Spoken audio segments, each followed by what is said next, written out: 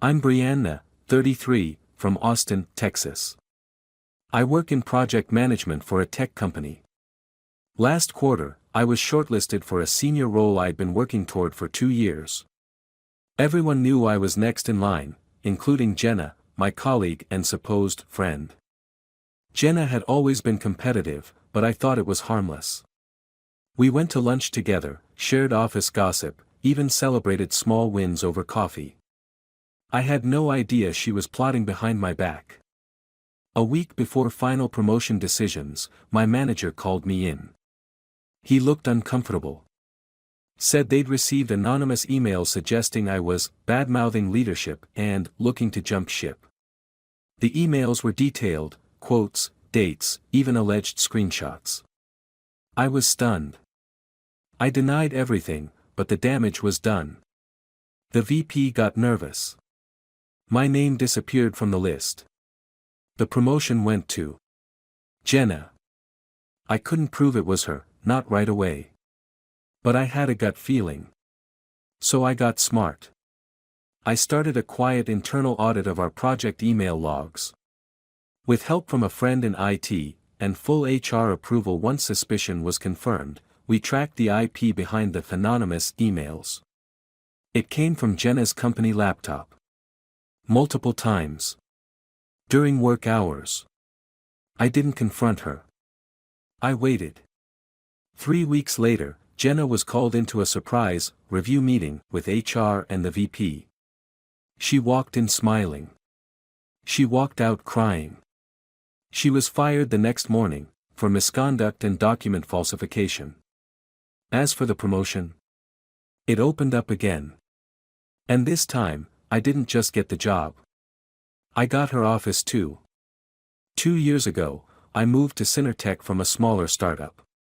The culture shock was real, hundreds of employees instead of dozens, 6 layers of management instead of 2, and office politics that made high school drama look like child's play. But I was ready. I had the skills, the drive, and a 5-year plan that I'd mapped out on a vision board hanging in my apartment. When I first met Jenna during new hire orientation, we clicked immediately. She'd been at Synertech for 3 years already and knew everyone worth knowing. She was the kind of woman who commanded attention when she walked into a room, perfectly styled blonde hair, designer outfits that somehow still looked professional, and a laugh that drew people in. "You're gonna love it here," she told me that first day, linking her arm through mine as she guided me through the maze of cubicles. "Let me show you where the good coffee machine is, not the garbage in the break room." Those first few months, Jenna was my lifeline. She introduced me to key stakeholders, explained the unwritten rules of the company, and warned me about the office landmines, like never scheduling meetings with Marcus from accounting before 10 a.m., and always complimenting Diana from legal on her earrings if you wanted her to prioritize your contracts. We fell into an easy friendship. Tuesday lunch dates at the Thai place down the street. Happy hour cocktails on Fridays. Weekend texts about Netflix shows. When I nailed my first big presentation, she brought me a cupcake with a little B+ candle. When her cat died, I showed up at her apartment with wine and tissues. I thought I'd found that rare thing, a true friend in corporate America. Looking back, I should have seen the signs earlier. The way her smile tightened when I was praised in meetings. How she'd interrupt me when I was explaining my ideas to leadership. The subtle digs disguised as jokes. "Good thing you're so detail-oriented, Brianna. Some of us just prefer to focus on the big picture." But I brushed it off. Jenna was just naturally competitive, I told myself. It didn't mean anything. The senior project manager position opened up last January when Derek announced his relocation to the Chicago office. It was the role I'd been positioning myself for since day one, managing our highest-profile client accounts, direct reporting to the VP, and a 30% salary bump that would finally let me start looking at condos instead of renewing my apartment lease year after year. My manager, Paul, had been grooming me for the role. Extra responsibilities, leadership training, even letting me run point on client calls while he listened in. By all accounts, the job was practically mine. Just a formality, Paul said when he told me to submit my application. But we have to go through the process. You know how HR is. When Jenna applied too, I was surprised but not worried. She worked in a different department, had less experience with our enterprise clients, and honestly, everyone knew I was next in line. May the best woman win, she said, clinking her coffee cup against mine in the break room. Her eyes didn't match her smile. The backstabbing started small. Missing emails. Changed meeting times that made me show up unprepared. Client requests that somehow never made it to my inbox. I started double-checking everything, maintaining paper trails, BCCing myself on important communications. I thought I was being paranoid until the day I overheard Jenna talking to Taylor from sales in the bathroom. Between us? Jenna's voice echoed slightly off the tile walls. Brianna's good at the day-to-day stuff, but she doesn't have the vision for senior leadership. I've had to clean up so many of her messes with the Reynolds account. The Reynolds account was my most successful project. We'd increased their annual contract by 40% after I identified an opportunity to expand services. There had never been any messes. I stood frozen in the stall, heart pounding, as they continued their conversation. That's surprising, Taylor replied. She always seems so on top of things. Oh, she's great at looking good in meetings, Jenna laughed lightly. But between us, Paul's been concerned for months. He's just too nice to say anything directly. I almost confronted her right then. But something stopped me, a voice in my head warning me to wait, to watch, to gather evidence before I made accusations. That voice saved my career. Over the next weeks, I noticed Jenna inserting herself into my projects, offering help that I hadn't asked for, and somehow always managing to be present when leadership stopped by. She was positioning herself as a collaborative team player while subtly undermining my work. Oh, Brianna didn't mention that to you? I'm sure it was just an oversight, she'd say to clients with a concerned frown. Or, I actually prepared a backup proposal in case we needed to pivot, presenting work I'd never seen before. Still, I was confident in my record. The numbers spoke for themselves, and Paul had all but promised me the promotion. Until that fateful meeting a week before the final decision. Paul's usual friendly demeanor was replaced with something guarded, professional in a way he hadn't been with me in months. He didn't offer coffee. Didn't ask about my weekend. Just gestured to the chair across from his desk with a tight smile. We need to talk about some concerning information that's come to light, he said, placing his hands flat on his desk. The leadership team received some communications regarding your commitment to Synertech. My stomach dropped. What are you talking about? He slid printed emails across the desk. Anonymous, but detailed, conversations I'd supposedly had dismissing our CEO's vision, complaining about the company culture, even discussing interview opportunities with competitors. Complete with dates, times, and supposed verbatim quotes. This isn't true, I said, my voice steady despite the panic rising in my chest. None of this is true. I never said any of this. Paul looked like he wanted to believe me. There are screenshots, Brianna. Text messages. Things that would be hard to fabricate. They are fabricated, I insisted. I would never. The VP has seen all of this, Paul cut in, the regret clear in his eyes. Given the sensitive nature of the senior PM role and the client relationships involved, we're going to put your application on hold while we investigate. I knew what that meant. In corporate speak, on hold was the kiss of death. I left his office in a daze, passing Jenna in the hallway. She gave me a concerned look. Everything okay? You look upset. The perfect blend of friendly concern and innocence. I almost admired her acting skills. Fine, I managed, pushing past her. That night, I didn't cry. I didn't rant. I didn't even open the bottle of wine sitting in my kitchen. Instead, I made a plan. First step, identify the source of the emails. The anonymous messages had come from a generic Gmail account, but every email, every digital communication leaves traces. I didn't have the technical skills to follow those breadcrumbs, but I knew someone who did. Marcus from IT had always had a soft spot for me since I'd helped his team organize their chaotic project tracking system. He owed me a favor, and now I needed to collect. "This is serious, Brianna," he said when I showed him the printouts in the empty break room early the next morning. "If someone's impersonating you or fabricating communications, it's not just unfair, it could be against company policy. Can you help me?" I asked quietly. He hesitated. "Not officially. Not without HR approval." "What about unofficially?"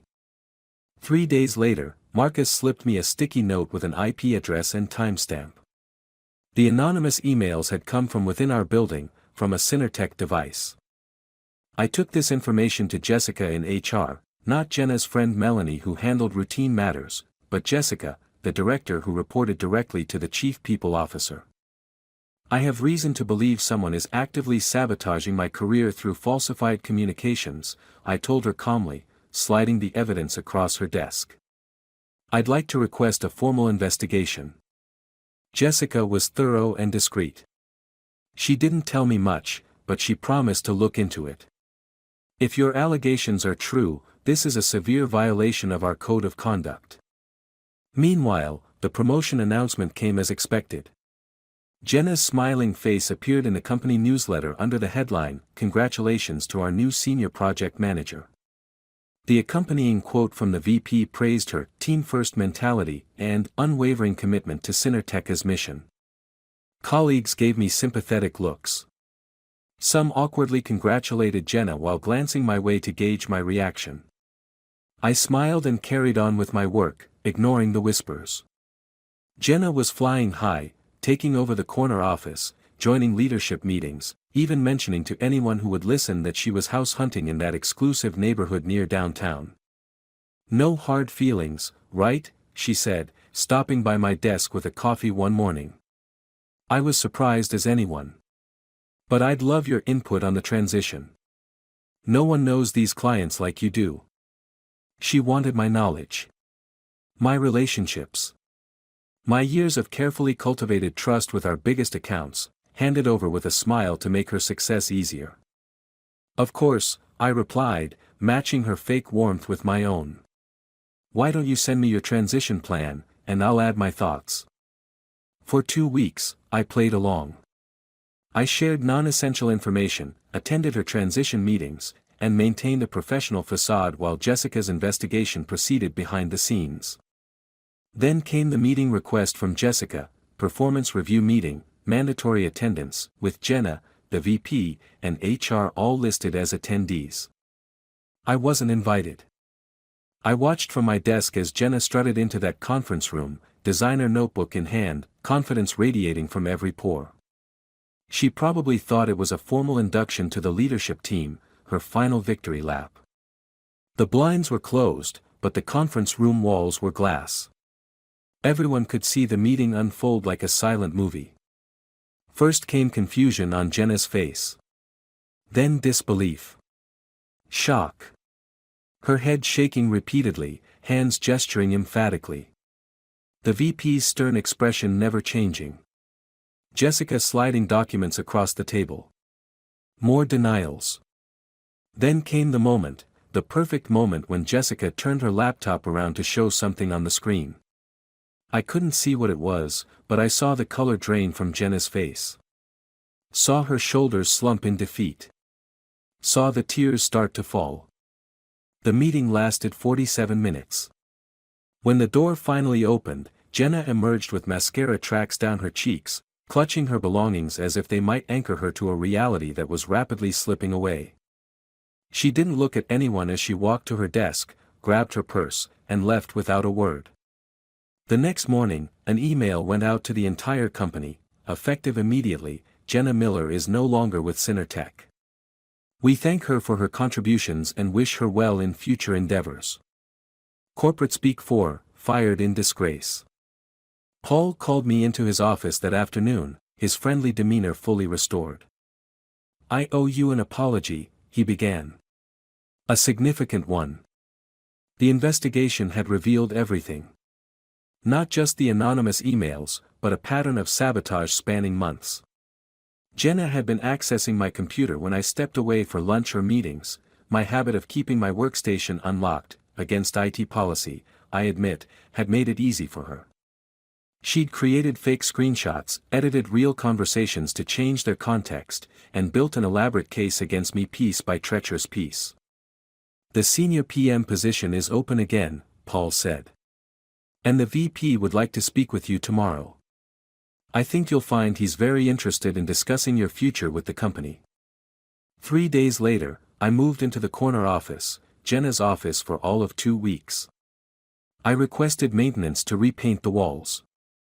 The executive assistant asked what color I'd prefer. "Doesn't matter," I replied, setting down my box of belongings. "As long as it's not the same." That night, my phone lit up with a text from an unknown number. "You won't get away with this. You think you're so clever, but you have no idea what I'm capable of. This isn't over." I didn't respond. Instead, I forwarded the message to Jessica in HR and blocked the number. Some say success is the best revenge. But I don't think of it as revenge at all. Justice, maybe. Or simply the natural consequence of her own actions coming full circle. I sometimes wonder if I should have seen it earlier, the jealousy beneath the friendship, the calculation behind the coffee runs and lunch dates. Part of me wishes I'd confronted her directly, given her the chance to come clean. But another part knows better. Some people don't change when confronted with their own darkness. They just get better at hiding it. My new office has a view of downtown Austin. On clear days, I can see all the way to the hills beyond the city. It's a reminder of perspective, how easy it is to get caught in the details and miss the bigger picture. Last week, I saw Jenna's profile update on LinkedIn. She's left Texas, started over in Chicago, ironically, the same city where Derek relocated. Her new title sounds impressive, though the company is much smaller than Synertech. I didn't reach out. Didn't comment. Some bridges aren't meant to be rebuilt once they've burned. Sometimes I check my office for cameras or recording devices. Sometimes I double lock my computer when I step away for even a minute. Trust doesn't come as easily now. But oddly enough, I'm grateful for the experience. It taught me to watch for the warning signs, to trust my instincts, to protect myself in a world where not everyone celebrates your success. My team respects me. My clients trust me. My projects thrive under my leadership. And at night, when I finally sign the papers on that downtown condo I've been eyeing, I'll remember that sometimes the path to success isn't straightforward. Sometimes it winds through betrayal and deception before reaching its destination. As for Jenna, I hear Chicago winters are particularly cold.